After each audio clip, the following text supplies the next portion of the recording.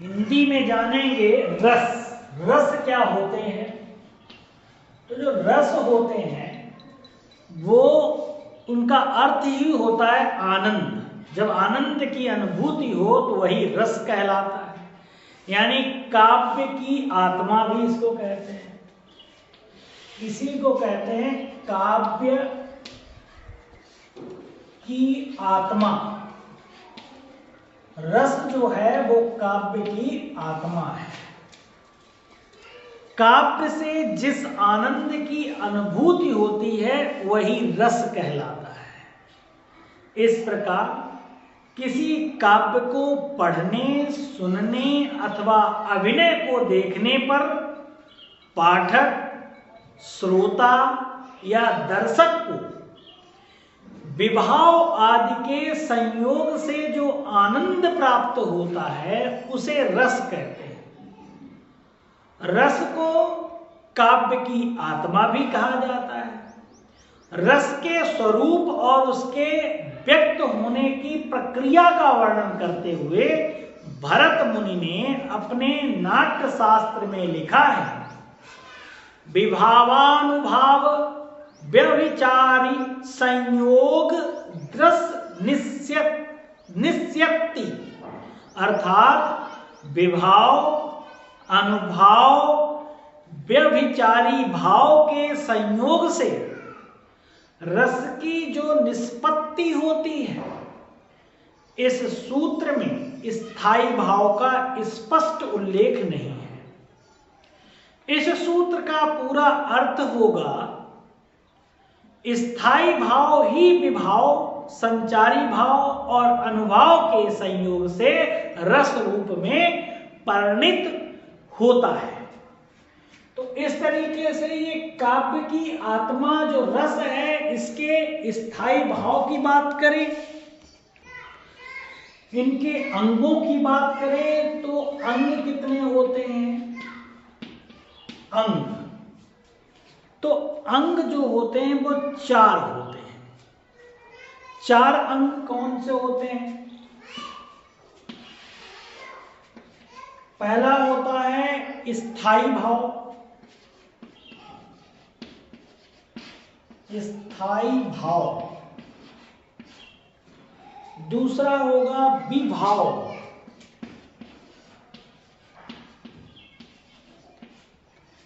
तीसरा होगा अनुभाव, संचारी भाव। अनुभाव, संचारी भाव, ये 4 अंग हो गए रस के। स्थायी भाव, जो भाव मानव के हृदय में हर समय सुप्त अवस्था में रहता है। क्या होता है? ये हर समय होता तो है लेकिन इसकी अवस्था सुप्त होती है, सोया हुआ होता है।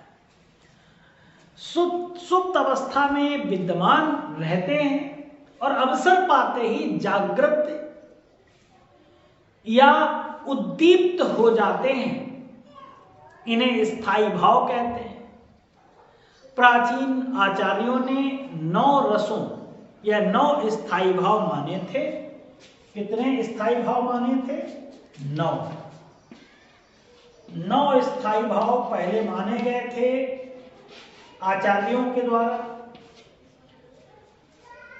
भरत मुनि के 8 जो नाट्य शास्त्र है उसमें केवल 8 माने गए रस, जबकि 9 स्थायी भाव माने गए। किंतु बाद में आचार्यों ने 2 रसों को और जोड़ दिया। इस प्रकार इनकी संख्या जो है वो 11 है। 9 + 2 कर दिया तो कितने हो गए? 11 स्थायी भाव हो गए। किंतु बाद में अगर हम बात करें तो इन 11 जो स्थायी भाव हैं उनमें कौन कौन से हैं? पहला रस जो बात करें, रसों की बात कर ली जाए तो ये अंग हो गए। स्थायी भाव के आधार पर हम देखें तो ये 11 हैं और 11 स्थायी भाव में सबसे पहला श्रृंगार रस की बात करें। श्रृंगार रस श्रृंगार रस का जो स्थायी भाव है वो रति है, रति। इसी के साथ साथ हास्य का हंसी है या हास है, हास्य को हम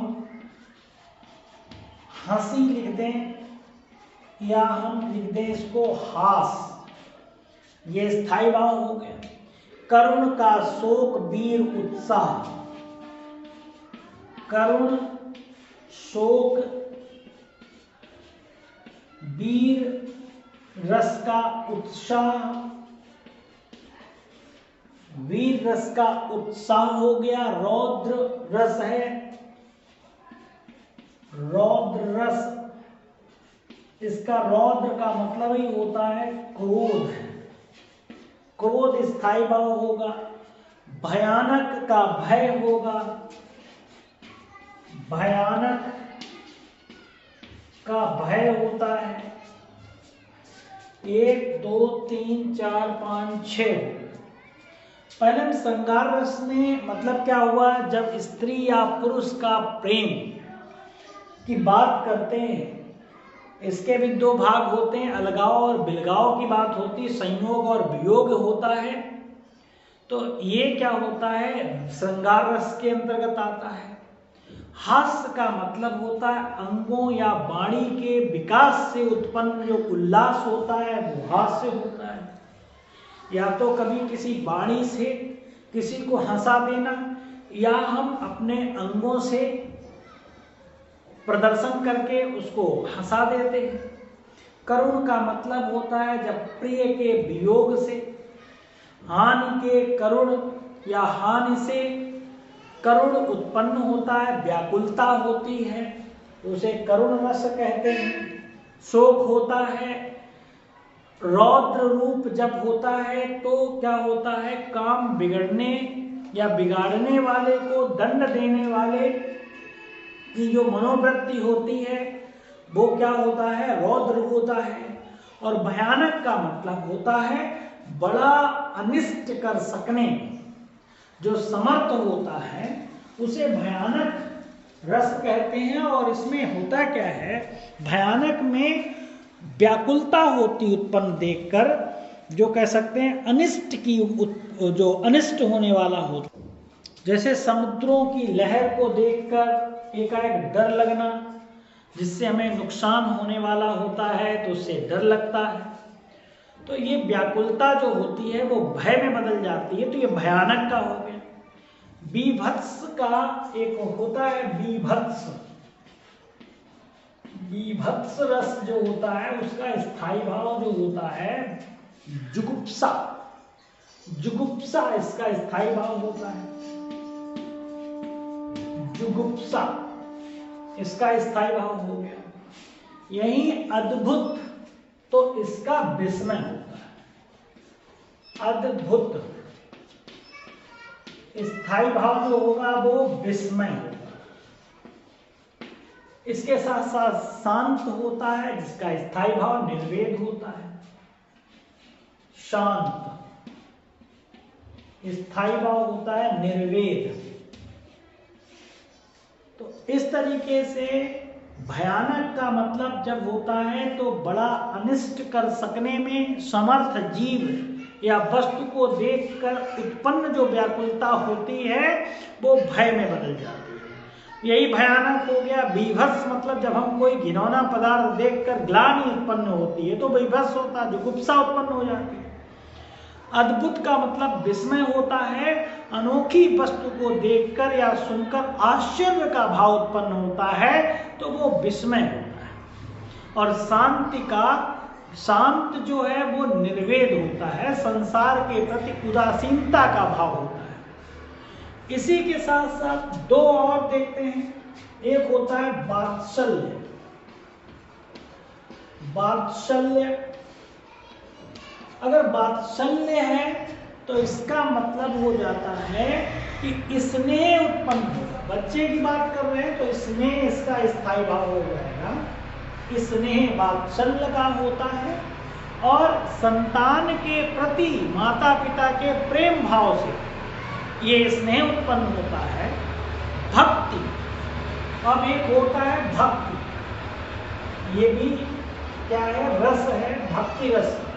तो भक्ति रस का मतलब होता है देव विस्मय या विषयम रति, देव विषयम रति इसका स्थायी भाव होता है और ईश्वर के प्रति प्रेम भाव उत्पन्न होता है, उसे हम भक्ति रस कहते हैं। तो इस तरीके से इनके 11 जो हैं स्थायी भाव हैं और 11 रस हैं। अब प्रश्न उठता है कि प्रश्न कैसे पूछे जाते हैं वनडे एग्जाम वगैरह में। तो ज़्यादातर स्थायी भाव पूछे जाते हैं। अगर रस पूछा जाएगा तो श्रृंगार रस का स्थायी भाव क्या होगा, रति होगा। शांत रस का क्या पूछा जाएगा तो निर्वेद स्थायी भाव हो जाएगा। हास्य हास होता है, करुण का शोक होता है, वात्सल्य का स्नेह होता है, वीर का उत्साह होता है, रौद्र क्रोध होता है। और भक्ति का स्थायी भाव पूछा जाए तो देव विषयतम रति और भयानक का भय, बीभत्स का जुगुप्सा, अद्भुत का विस्मय, ऐसे स्थायी भाव पूछे जाते हैं। जैसे श्रृंगार रस का स्थायी भाव क्या है, शोक, प्रेम, रति, स्नेह, तो आपको मालूम है तो रति पे आप टिक कर देंगे। दूसरी बात, करुण रस का स्थायी भाव क्या होता है तो करुण का क्या हो जाएगा, करुणा जहां होती है शोक होता है। वीर रस का स्थायी भाव उत्साह होता है, ऐसे एग्जाम्पल देगा। वात्सल रस का स्थायी भाव स्नेह है क्योंकि पढ़ रखा है। अद्भुत रस का स्थायी भाव विस्मय होता है। शांत रस का स्थायी भाव निर्वेद होता है। अब इसमें क्या है कि रस अगर है तो रस में भी क्या है, कविताओं के माध्यम से भी पूछ सकता है, क्योंकि काव्य की आत्मा की बात की जा रही है तो कविताओं के लिए रस पूछ सकता है। जैसे हे खग मृग हे मधुकर श्रेणी तुम देखी सीता मृग नैनी, तो इसमें कौन सा स्थायी भाव या रस होगा, तो करुण रस, रौद्र रस, भयानक रस या श्रृंगार रस, तो श्रृंगार रस होगा इसमें। हे खग मृग हे मधुकर श्रेणी तुम देखी सीता मृग नैनी, तो इसका मतलब श्रृंगार रस की बात की जा रही है।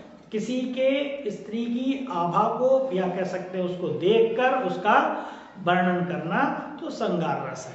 प्रेमी प्रेमिका की बात करना। रे नृप बालक काल वस बोलत तोई न संभार धनुहि सम त्रिपुरारी धनु विदित सकल संसार। यहाँ पर क्या है, यहाँ गुस्से की बात की जा रही है, क्रोध की बात की जा रही है, तो ये रौद्र रस होगा और क्रोध इसका स्थायी भाव होगा।